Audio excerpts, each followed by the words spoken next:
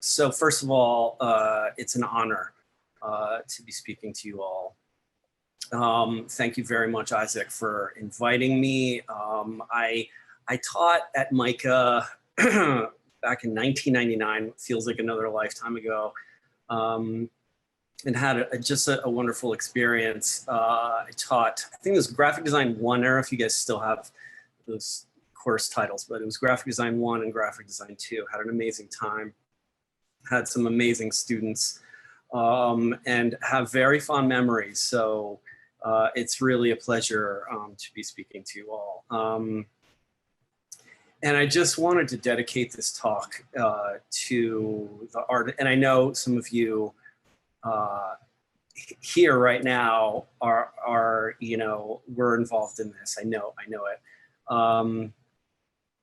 Artists and designers who contributed in any way to this election, whether it be through Instagram posts, whether it be through banners or protest signs, however it, you know, was contributed. This truly was an incredible effort and an incredible turnout. And I just wanted to dedicate this talk to the effort and to the energy. It was really amazing. I'm certainly still riding high with elation from the weekend. And, you know, before I dive in, you know, these are crazy times. It's a roller coaster ride. You know, we had the election. Before that, we had so many other ups and downs. You know, I think back to the summer, the killing of George Floyd and the subsequent protests and reactions that happened with that. And of course, COVID. So, you know, these are crazy times. I feel it. I know you guys feel it. And I think if there's one theme that I'd like to sort of hold throughout, is that there also can be beautiful things that happen with these difficult times. So just, you know, keep that in mind. When you're working, when you're getting through this semester, which I can totally imagine is, you know, a complete roller coaster ride, a complete like pivot to what you're used to. So, all right, with that, I'm gonna dive in, and just let me share my screen here. Host disabled, attendee screen sharing.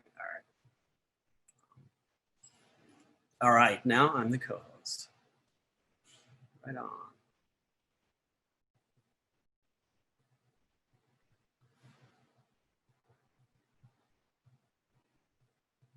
Okay, cool. We're good, right? Yeah. You guys can see my screen. All right. All right, so here we go.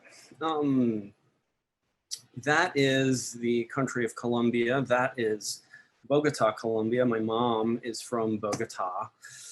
That's Cuba, and that's Havana, Cuba. My father is from Havana, Cuba. And that's us. And I was born in, like Isaac said, in Washington, D.C.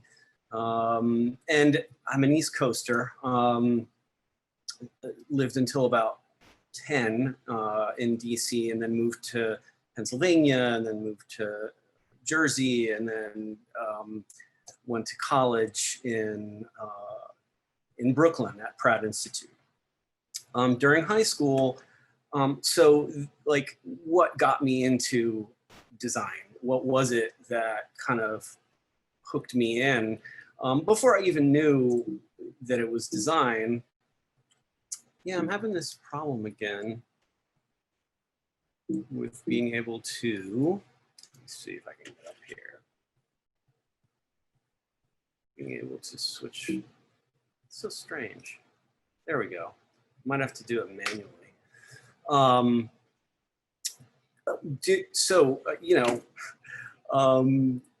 Not even knowing what graphic design was, at about 16, I went to a show at this club in Trenton, New Jersey called City Gardens. And this was 1986. So this was kind of, mid-stride of the punk rock and hardcore scene on the East Coast. And it changed my life. This experience of being kind of exposed to the punk community at the time completely changed my life. And it also like turbocharged my interest of being involved in the community, not just as an outsider, but kind of contributing to the community. And I was like a mediocre student in high school. Like I got C's in pretty much everything, and I was getting A's in art class. So I love to draw. I love to make. Like that's just the sort of core principle, I think, is I just love to make things. So I decided to make a fanzine as my sort of contribution to the punk scene at the time, called Read This Zine, which I just learned. Well, I didn't just learn. I think back then, my father's a writer, and he had sort of encouraged me to do Read the Zine because it's a sort of a nod to the Abby Hoffman book, Steal This Book. And then I just saw on Netflix last weekend, I just saw the film about Abby Hoffman, the trial of the Chicago 7.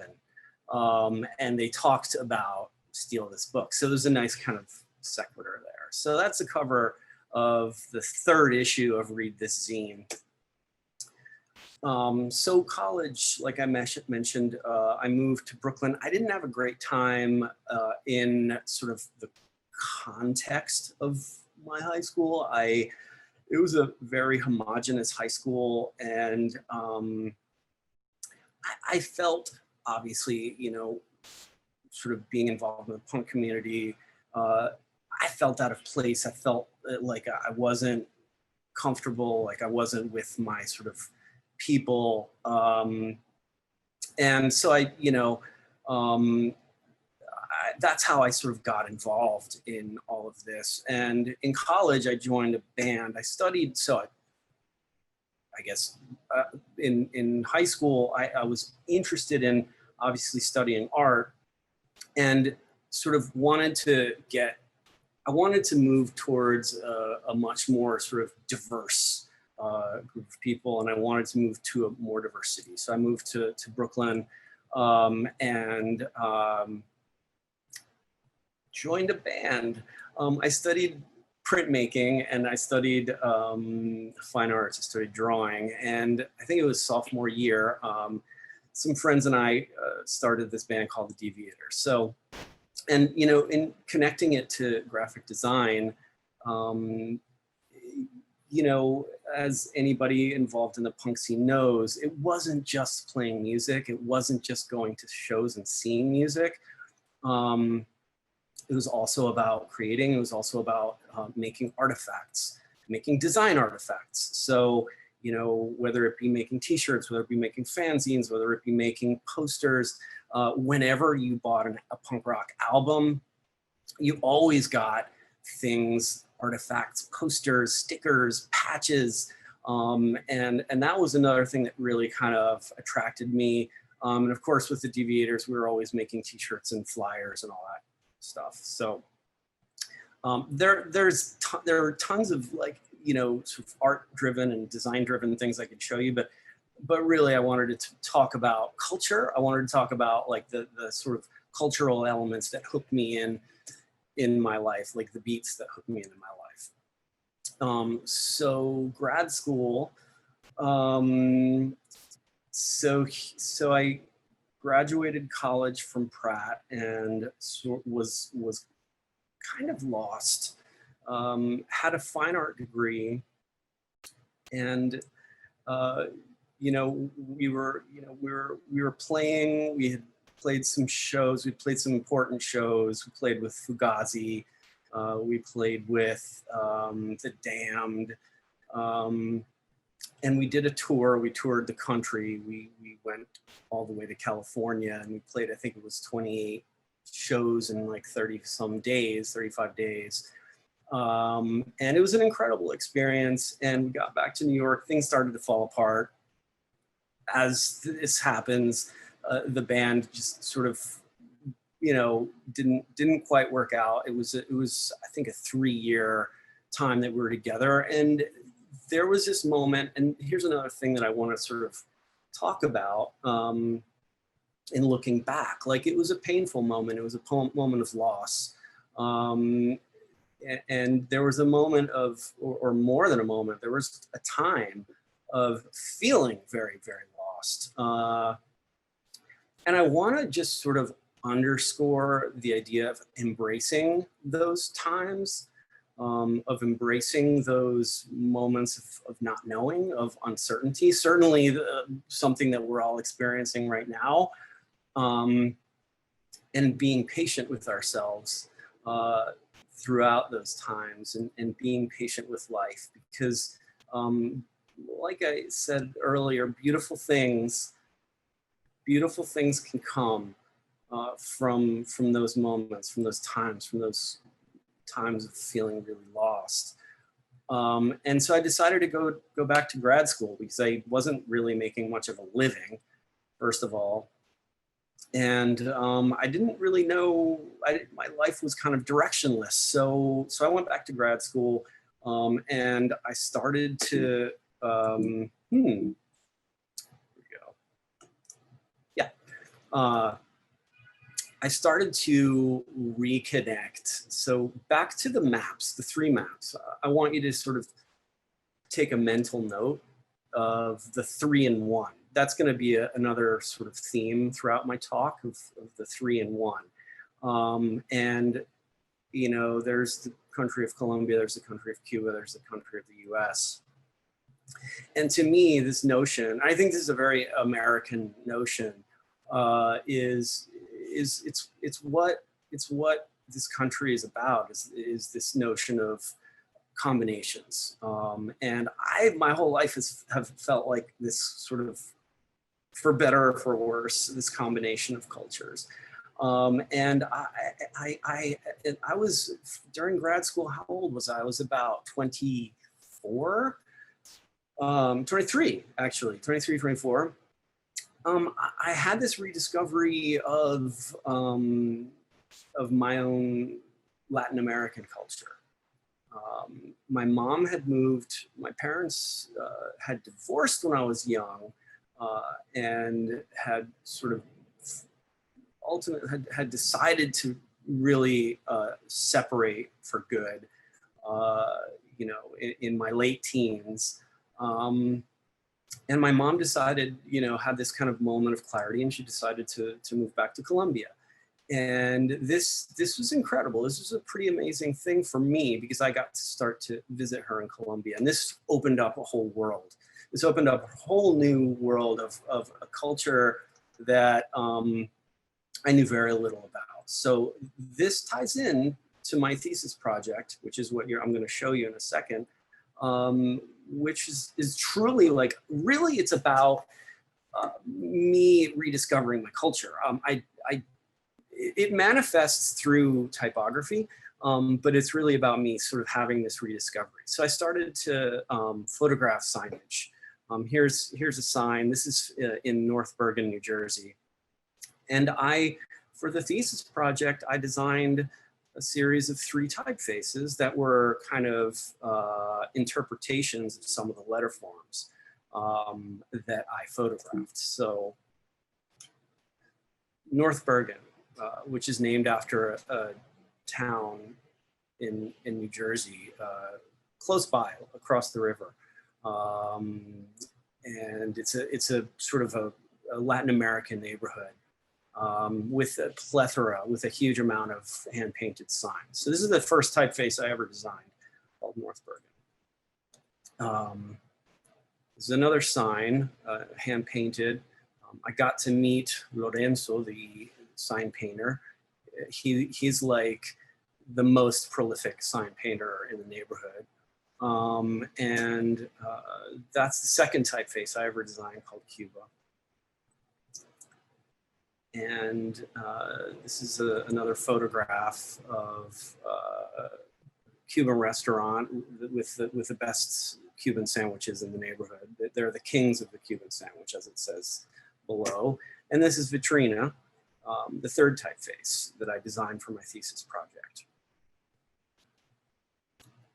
So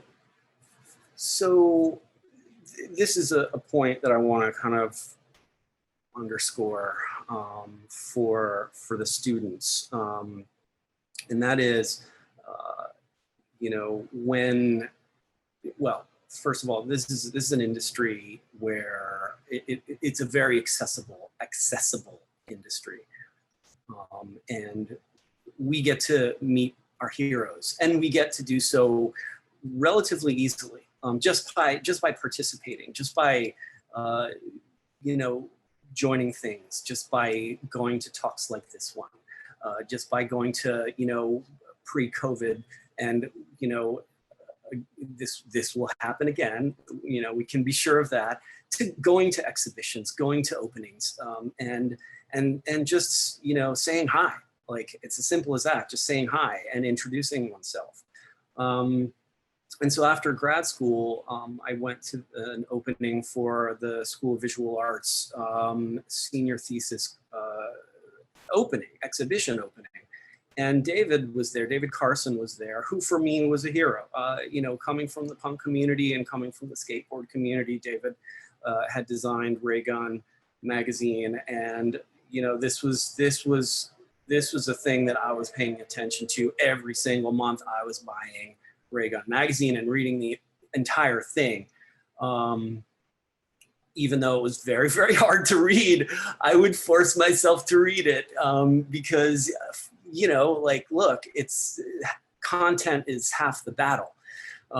And so when you have an interview with a band like Pavement, who I, you know, love, I'm going to read the damn interview. I don't care if it's set in like Chicago, you know, in the typeface Chicago. I'm going to read the damn thing, or whatever, you know, David was typesetting that, his articles in. And it was a moment of in graphic design. And so David was at this opening, and a friend of mine introduced me to him, and we got along, and I told him I had just designed these typefaces, and you know, he said, well, why don't you come by the studio and you can show them to me and we can talk. So like, we get to meet our heroes. You know, and there are no shortages of heroes out there. And this continues, by the way, for me to this day. I just met Jose Parla, who's a painter, and Hank Willis Thomas, who's also someone who I admire greatly.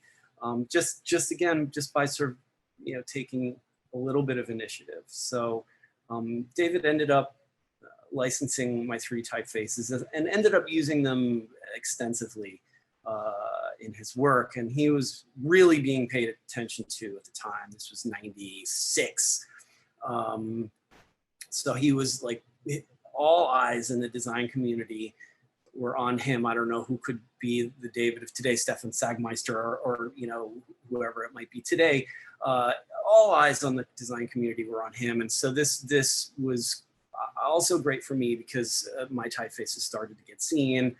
And, you know, some great things happened because of it. Ellen Lupton asked me to teach in MICA, and I was invited to exhibit these typefaces at the Design Triennial show at the Cooper Hewitt, which was an incredible honor, you know, an incredible moment. So these were doors that were opening for me because of, you know, meeting a hero, right? Okay, so I'm gonna jump. For the most part, this talk is sequential. In other words, chronological. But I'm gonna jump around a bit as well. So we're jumping forward quite a bit here. this is, I wanted to show one sort of almost traditional graphic design project, client-based graphic design project, of which I'm very proud of. And this is Sneaker News Magazine. So along with a team of some very talented people, we designed, well, we conceptualized, it took, I'd say, about 4 months to sort of conceptualize and design a prototype. So sort of a fake issue previous to version 1 that you're seeing the cover for right now. And then we designed volume 1 and volume 2 of Sneaker News. This is the cover. It's the limited edition cover. The other cover that had gotten printed for most of the magazines had LeBron on the cover. His shoe at the time. So it's all about like sneakerheads and sneaker collecting, and the LeBron sneaker at the time was like the coveted shoe. And I think it was the LeBron 12 shoe that was featured in this issue. That's the LeBron 12 right there. And that's LeBron's arm.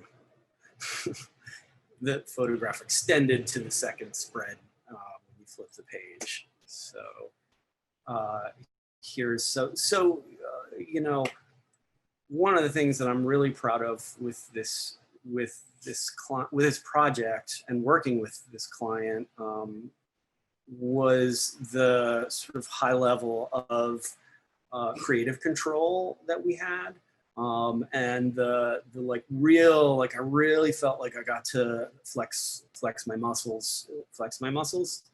No, just, you know, really dive deep into the creative aspect of it, and art direct the photography, and sort of really make final decisions on design. You know, it had been, you know, this was 2015. I had already been working in design for, I don't know, do I want to admit it?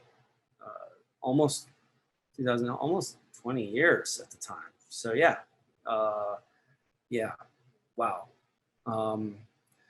So, and you know, you guys are students, and you guys also have this great ability to like think, you know, blue sky, to you know, the sky's the limit as far as creativity is concerned. But when you get into the industry, I think most people have the experience where, okay, well then, you know, especially sort of entry level and in the beginning, first couple of years, you know, creativity isn't like the thing that you are, you know, doing every single day. You're also doing a lot of other stuff. You're sort of, you know, layout and typography and stuff like that. But, you know, and it takes a while. Like, yeah, you know, I had to pay my dues as far as getting to a project like this. But this is the thing that I remember most, is having like blue sky ability to really kind of create here. And I promised myself that I would go through the first like third of this talk very quickly, and I'm not fulfilling my promise here. So I'm gonna start moving a little faster, so you can, you know, so we can get to the meat of the talk. That's Trinidad James with a pair of custom Air Jordan 1s. Okay, so all right, that was, you know, an introduction. It gives you a sense of some of the work that I've done, both early on and a more recent project, you know, client project. Book design and editorial design are sort of my love. Like, that's, as far as design work is concerned, that's the thing that I really, really love to do. And it felt most appropriate to show you guys that project. But, you know, my heart, so my heart still had been calling for sort of a return to you know, this sort of fine art experience, the sort of painting experience that I had in undergrad. I really had this sense that, I really want to sort of continue that path and continue to explore that area of creativity for myself. And, you know, and I'm going to return to this theme probably a couple times throughout the talk, which is that I also, and this, you know, I'm learning about this stuff. You know, I'm about to turn 50 in December 20th. I'll be 50, for crying out loud. and you know, it's a series of ups and downs. It's a series of, you know, trials and tribulations. It's not all smooth sailing. It's not a linear process. This career, this work, this life. And, you know, once again, and we're talking now about 2011, I was going through a hard time.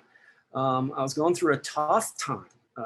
I had just gone through a breakup, a pretty bad breakup. And I was feeling emotionally drained and emotionally lost in a lot of ways. So, and I have this tendency of going back to my roots when that stuff is happening. And so I decided, I was teaching, I was full-time faculty at Parsons at the time, and I was invited to do an artist in residence program in San Francisco with CCA. I feel this great need to connect with folks and see folks' faces. I can't see your faces. I feel the need to ask if anyone's from San Francisco. If anyone's from San Francisco, feel free to like unmute yourselves and share, or, you know, yeah, like let's make this thing a collaborative or a, you know, conversational experience.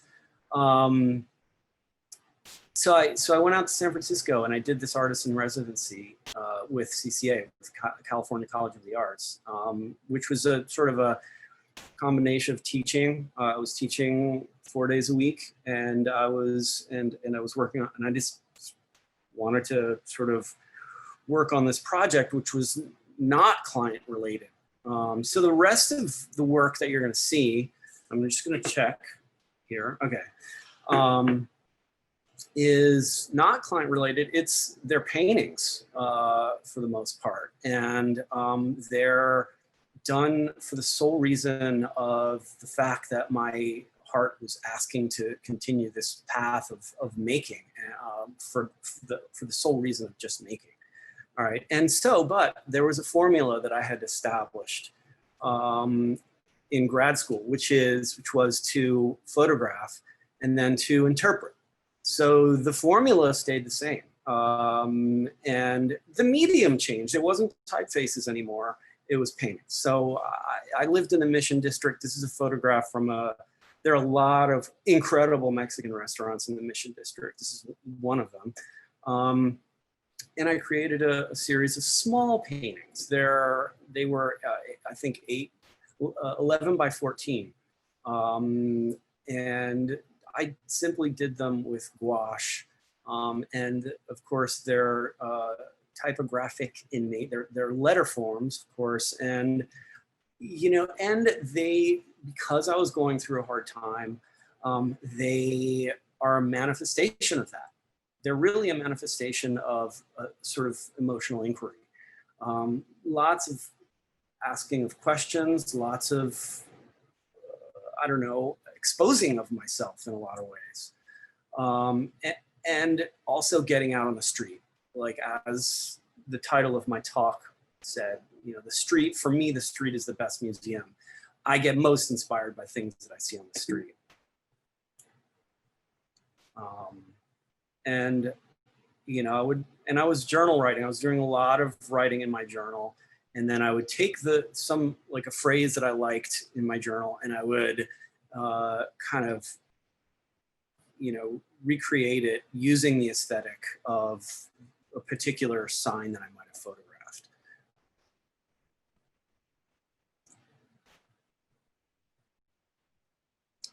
Searching for wisdom is certainly what I was doing, searching for wisdom.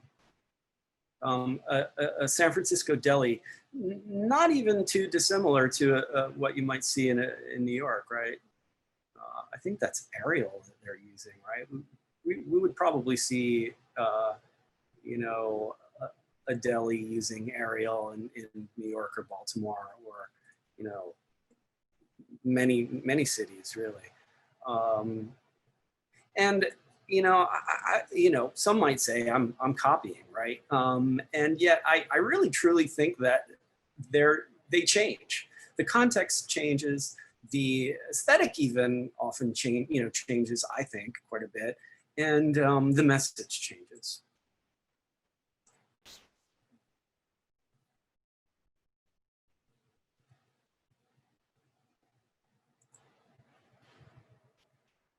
So you can take a mental note of this particular painting, because we're gonna revisit this a little bit later.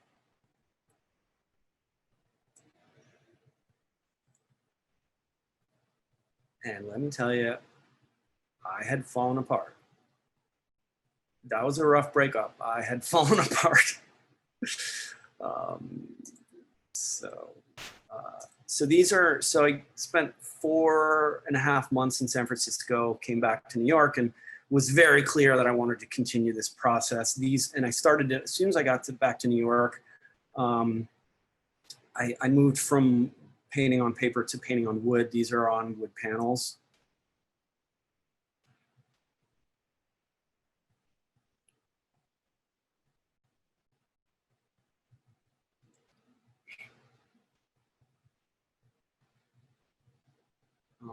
The next two are photographs that I took in the Caribbean coast of Colombia.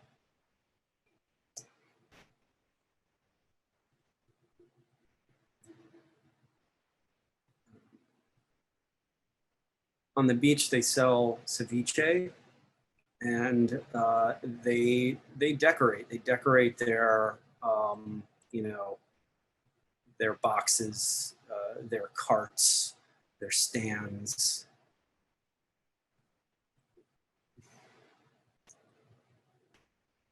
Okay, so like I asked you guys to take a mental note of that previous painting. Sometimes amazing projects come from sort of out of nowhere. And I was texting with a former student from San Francisco and said, hey, Nolan, I really want to go back to San Francisco.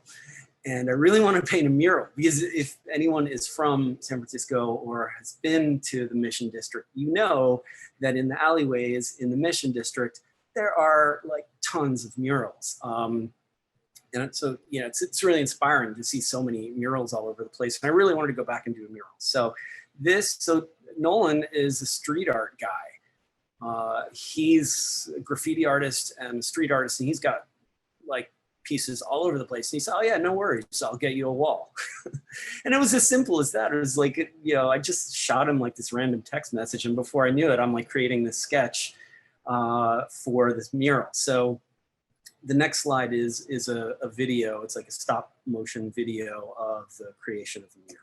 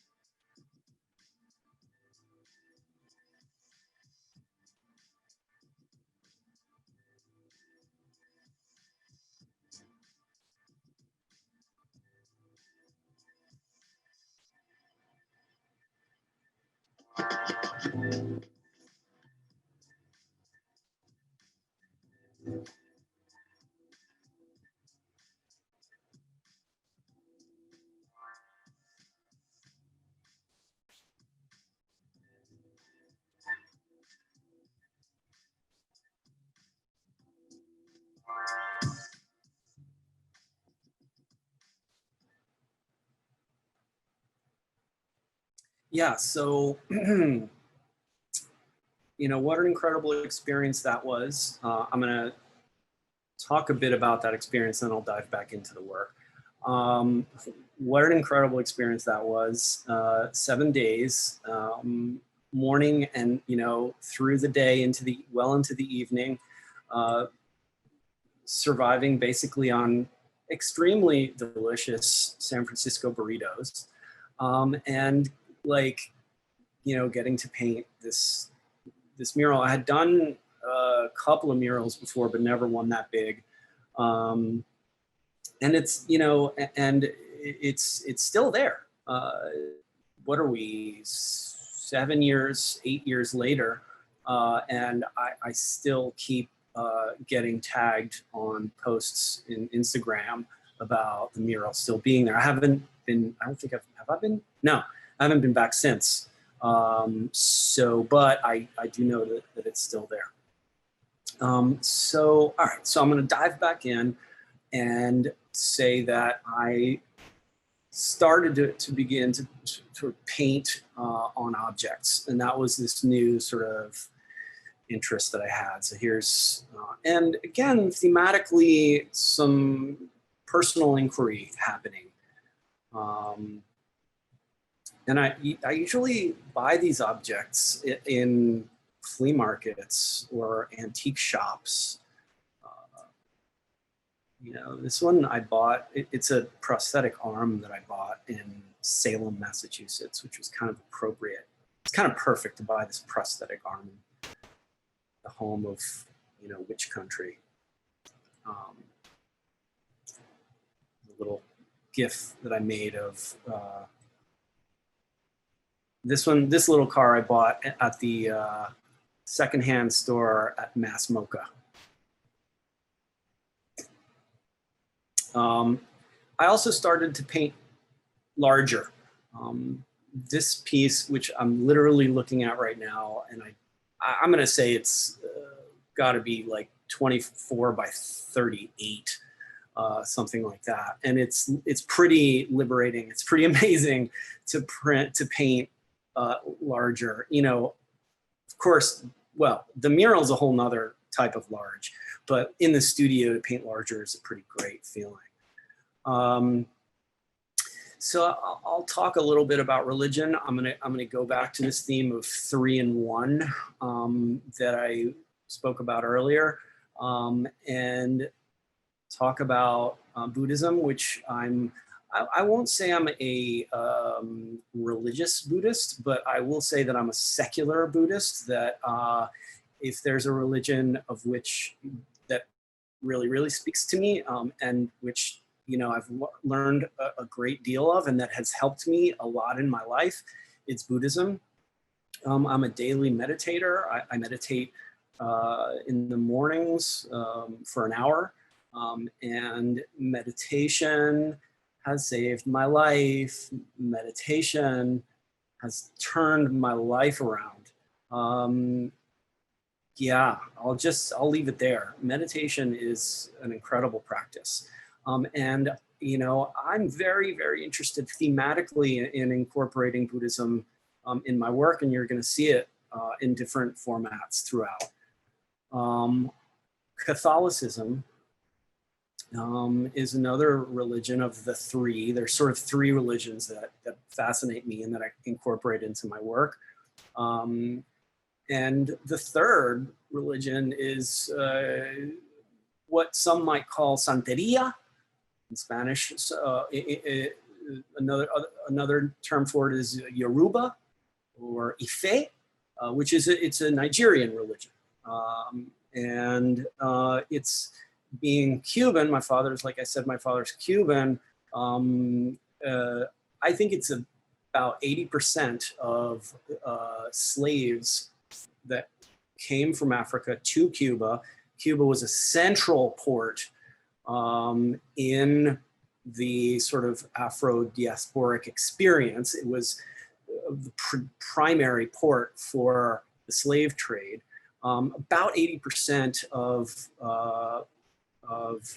the Africans who were brought to the New World were of Nigerian descent. And that's why you see so much Yoruban religion in Cuba, as well as in Brazil. You also see it quite a bit in Brazil. So that's another religion that is extremely visual, extremely colorful, sometimes typographic, or I won't say typographic, but letter, incorporates letter forms, incorporates messages, and it's something that's very inspiring to me. So this is a piece called Tres en Uno, which means 3 in 1.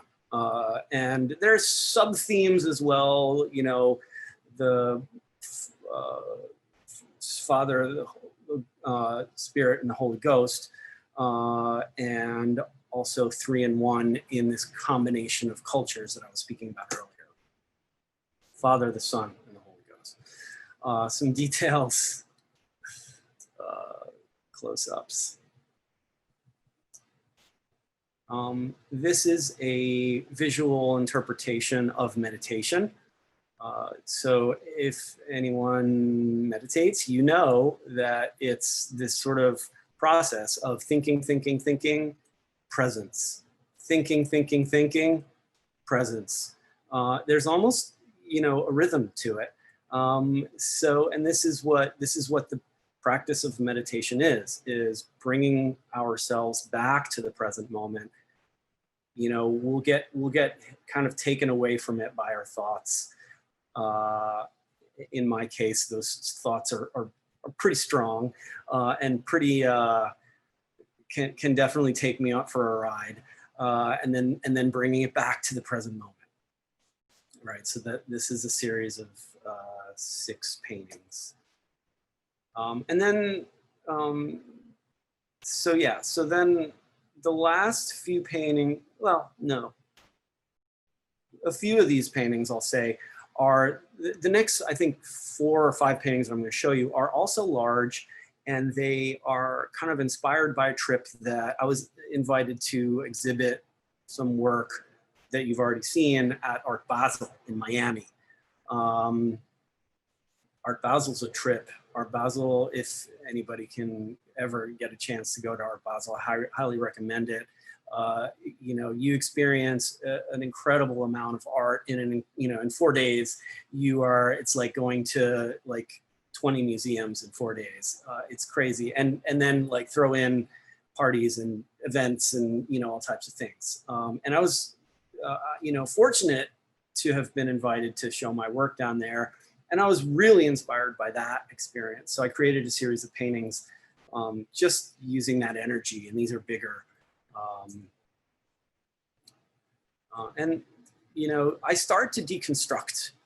These are much more recent. These are a year ago I made these, and I start to deconstruct.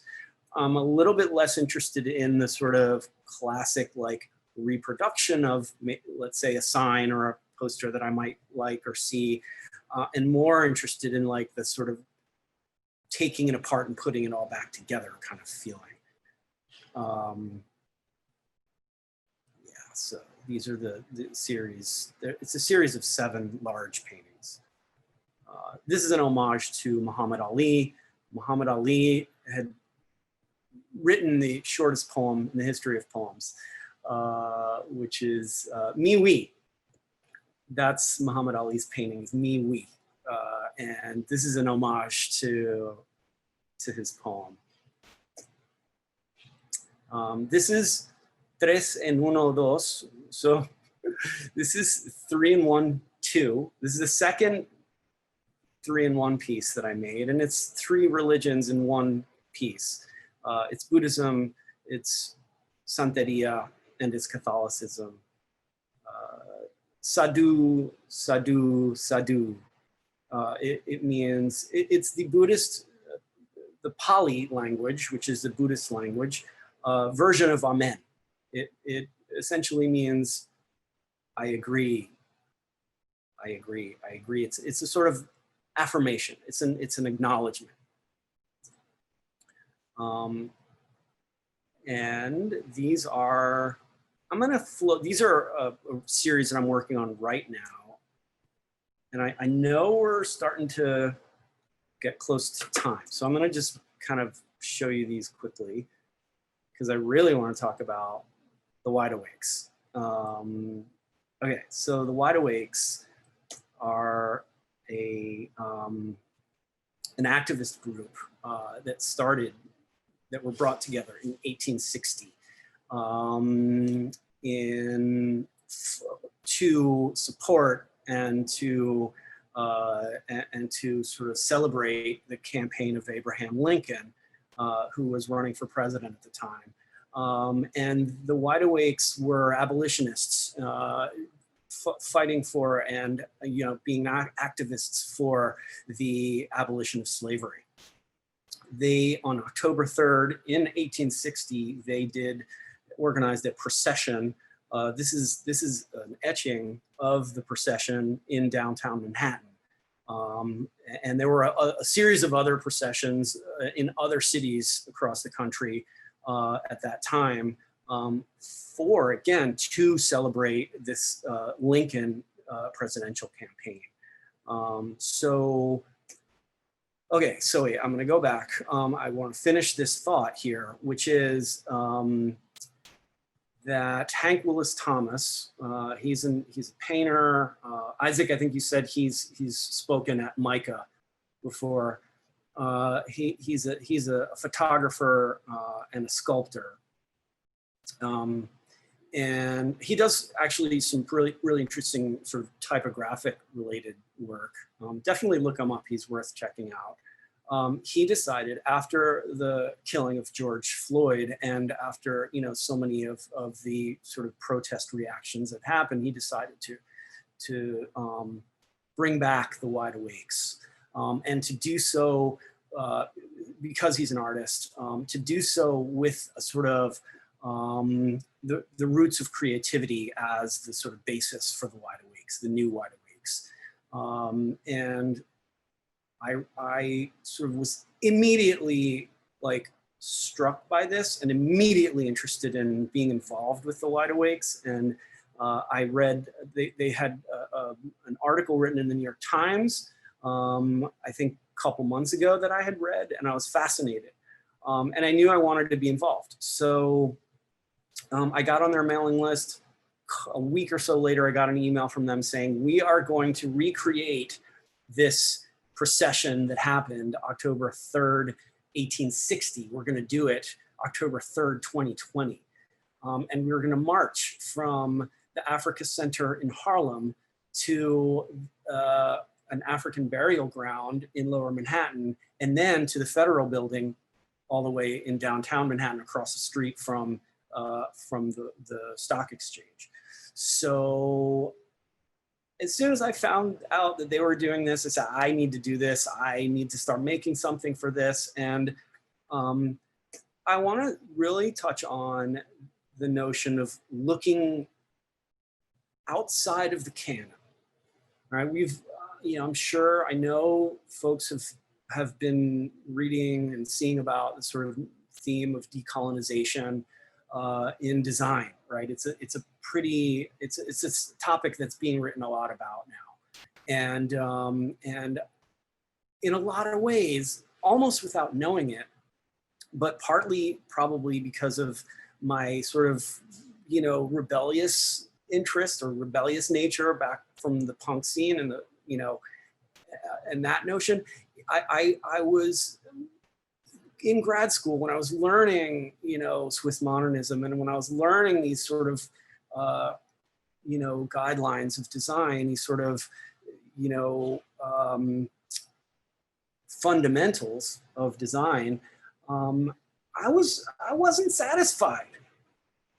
I wasn't satisfied, and I was very interested in looking beyond that, in looking outside of, we'll call it outside of the canon.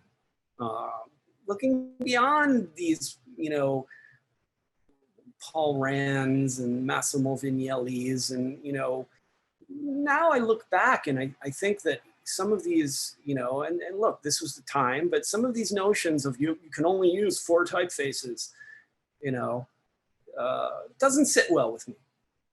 Never did. So, I want to encourage this notion of looking beyond the canon, of looking elsewhere, whatever it might be.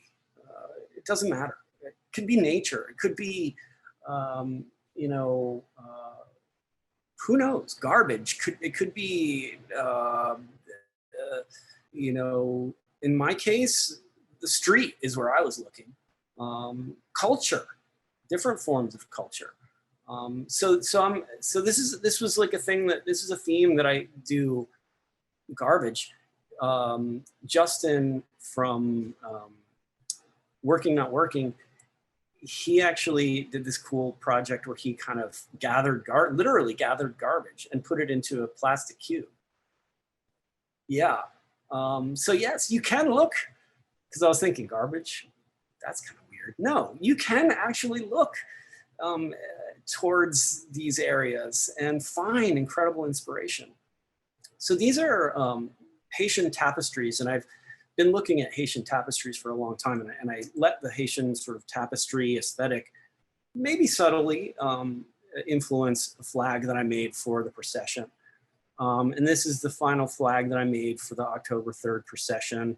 And the Wide Awakes logo is an eye with a teardrop or a droplet for inside the pupil.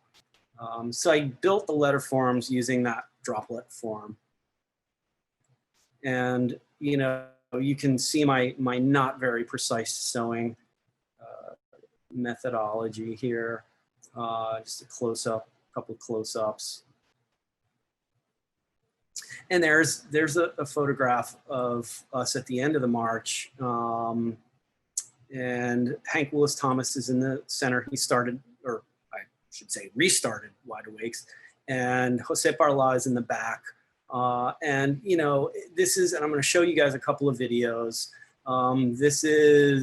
This Wide Awakes movement is this very colorful, folkloric manifestation of, you know, it's like it's a manifestation of pain in a lot of ways. It's this manifestation of like realizing, wow, what is happening right now in the world? What we're experiencing collectively, what I'm experiencing personally is trauma. There's, you know, be it, you know, the racial justice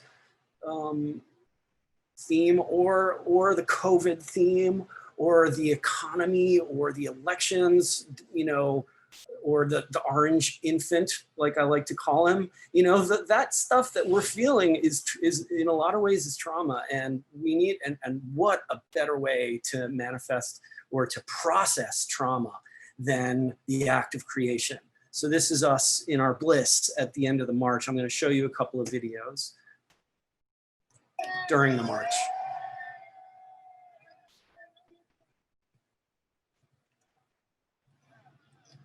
That's in Times Square. That's downtown Manhattan.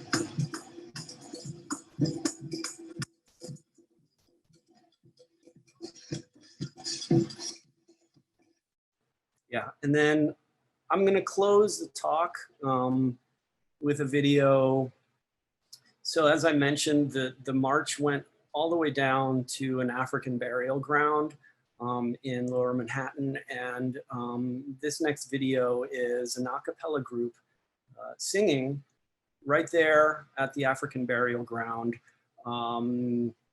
It was a beautiful moment. So I'm just going to play this, this video.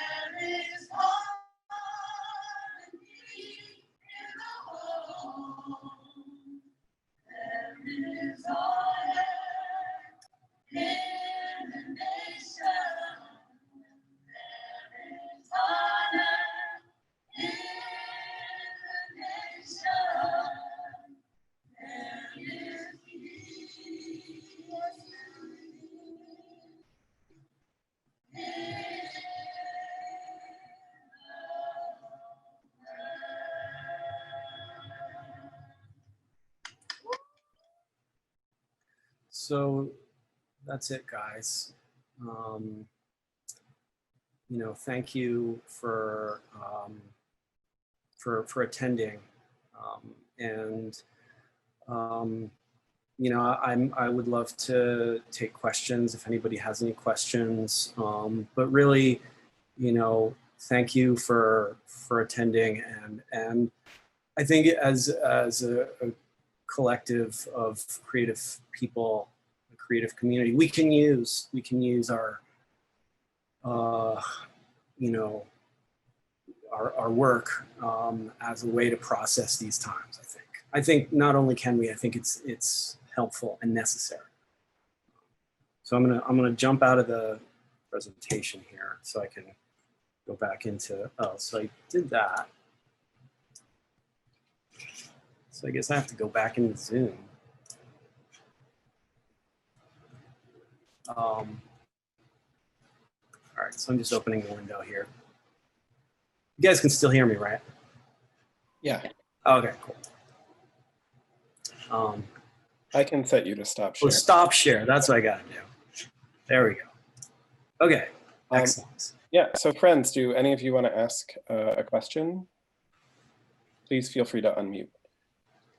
I have a question, Pablo. Sure. Did you go to El Farolito in the mission? Yes, I did. Okay, good. Just checking. Yeah, I think there are a couple, right? I think there are a couple. I think there's like one on Mission Street and one somewhere else, I think. But I do remember, or is there just one? I think there's just one of El Farolito. There's just one? It's on Mission, yeah. Yeah, no, I have a photograph of it. I definitely did go.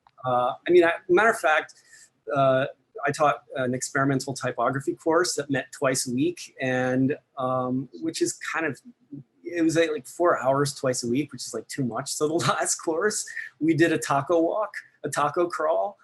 And so we went to like, literally, I think I had 10 tacos. Like we went to 10 taco places, and we did this whole, like voting for the best taco joint. Oh my gosh, it's definitely El Farolito. That's what I miss most about San Francisco, is the Mexican food. No, I still remember the logo for El Farolito. Yeah. I've also seen your mural in Osage, on Osage Street. Yeah. Are you from San Francisco? I'm not from there. I just lived there for 5 years before moving here.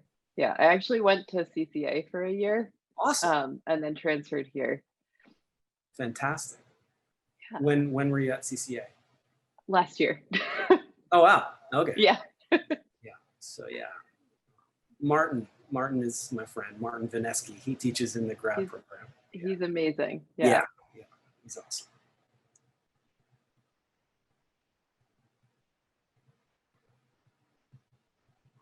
Any other questions? I have a question, or I guess you could consider it a question. So I just wanted to first say, I really appreciate your presentation. It's something that I feel like I really needed right now, just because this is work that I'm also exploring in my thesis. And so I guess, I'm from Miami, and my parents are from Colombia and Venezuela. So this is mind blowing how specific it was. Nice.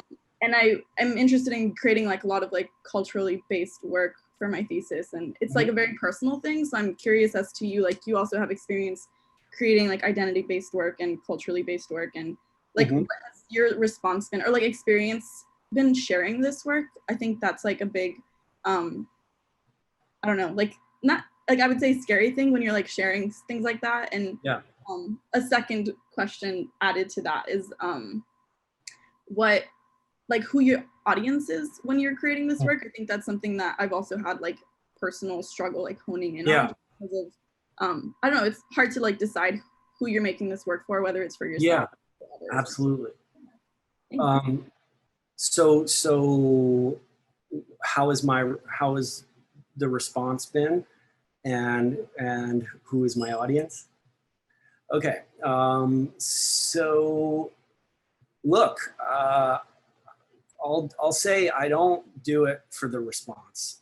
I do it because I have to do it. And I think in the art making process, you know, it's almost a cliche, but you know, you have to, you know, and I want to be clear that I'm talking about art right now, because design is a bit of a different beast. But you have to be willing to not have a response. You know, you have to be willing to put in a lifetime without a response. I mean, it sounds harsh, but it's real. And also have to be willing to have a negative response, right? So this is where courage comes in. This is where I'd say like alignment with oneself comes in, which is listening to oneself and saying, okay, what is it that I want to make? What is it that I want to make, right? Who is my audience? Me. That's my audience. Not me in an egotistical way, but me in a, you know, I'll go back to meditation and I'll say, like, when you meditate, you get really quiet and you can really listen to that wise voice, because so often there's a lot of chatter and a lot of maybe not such wise voices happening. But when you meditate, you can hear that wise voice, and that's the audience, right? Is you know, and when you do that, then it doesn't matter. It just, you know, because you get so much. There's so much benefit from the act of creation and from the act of the actual act, right? I mean, like the brush on the wood, like that moment, huge benefit. So what comes after that is second, not unimportant, but secondary. That all being said, you will, if you follow that voice, you follow that heart, you will experience beautiful things with the work. You will have responses. You will have positive responses. People will respond. People will admire. People will respect, because it's coming from that place. So, you know, I don't know if I answered your question, but it's a sense of, you know, listening, and it's a sense of just knowing, I guess, you know, just kind of knowing that this is who I am. Thank you.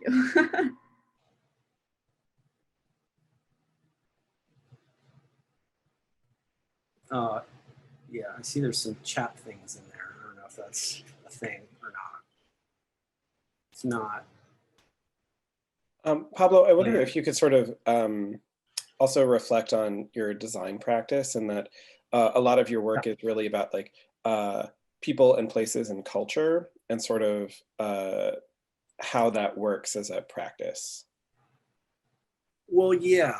I mean, that's as far as the design practice, and I also want to say that I'm, you know, equally as passionate about the sort of, you know, client-related work that I do, which I still do, as I am with the painting work, and it's a balance of a lot of things. But you know, that's about research. Like, that's about doing one's homework, and it's about, like I always say, it's about, like, if there's a particular subject matter, and this is going to happen all the time in, you know, the design process, which is, hey, we have this thing. I worked on a book for this law firm, and when I heard about the subject matter, I was like, a law firm, a book about a law firm? Okay, you guys are paying me really well, I'll do it, but I don't know if I'm going to get too into this project.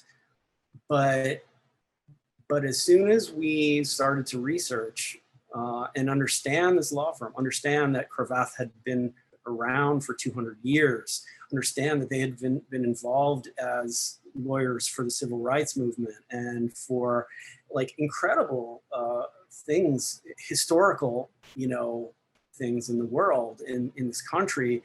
It started to open up this world of fascination and of interest and of like, even culture. Like, who knew that a law firm could be cultural? But they are. So it's about learning, the subject matter. It's about research. Like, the more from a design perspective, the more research you do up front, I think, I won't say easier, but like the more fluent you are in the language to be able to then speak visually. So it's really, I think, about learning about the subject matter.